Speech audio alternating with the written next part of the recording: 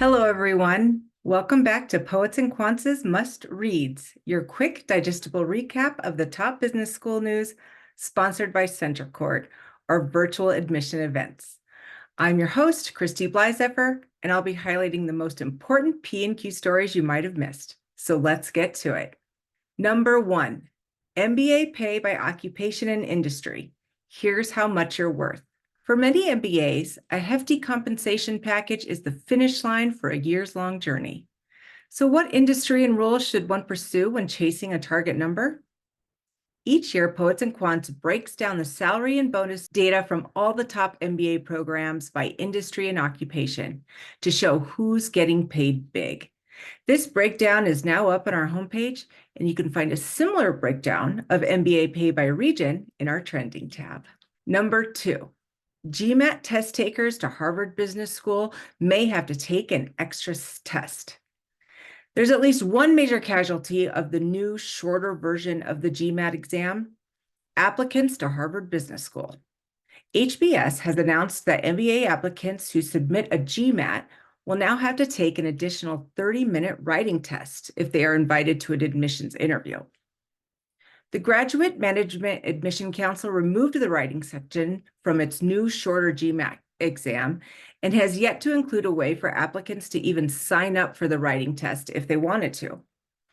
Other business schools may follow suit, according to reporting by P&Q editor John Byrne. Meanwhile, the GRE, which has been gaining ground on the GMAT exam and B school admissions, still has a writing section in its shorter test, making it a more attractive option for some applicants. Read more about the GMAT HBS dust-up from our trending tab. Number 3, minorities at the top U.S. MBA programs after 2 years of declines. What next? A year after the United States Supreme Court struck down affirmative action in college admissions, business schools in the U.S. are facing a crisis in minority MBA enrollment. And while it's unclear what effect the SCOTUS decision had on the 2023-2024 MBA application cycle, if any, it is possible that the worst be yet to come.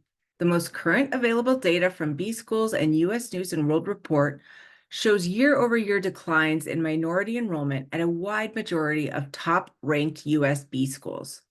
Going back 2 application cycles, the downturn is even more definitive. You can read about what this decline could mean for B schools and B school applicants now on our homepage. Number 4, our weekly roundup of news you can use.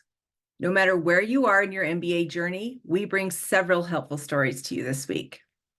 First up, strengthen your quant profile for MBA applications. This story, available from our homepage, offers actionable advice for strengthening your numbers game. Next, 3 misconceptions about the Chicago Booth School of Business. You can find this story from our friends at MBA Admissions in our Admission Hub. And finally, how to get into a top MBA program with a low test score. MBA coach Scott Edinburgh tells you how to punch up the rest of your application in this article, which is also available in our Admissions Hub. And that's it for this week's Must Reads recap. I also want to alert school seekers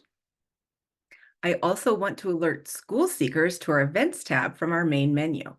There you'll find all the upcoming admission events for a range of degrees and programs, including full-time and online MBAs, specialized masters, entrepreneurship, and more. Registration is free. Again, I'm Christy Blyzeffer, and you can join me next week right here for a recap of what's important in the world of business education. Thanks for listening.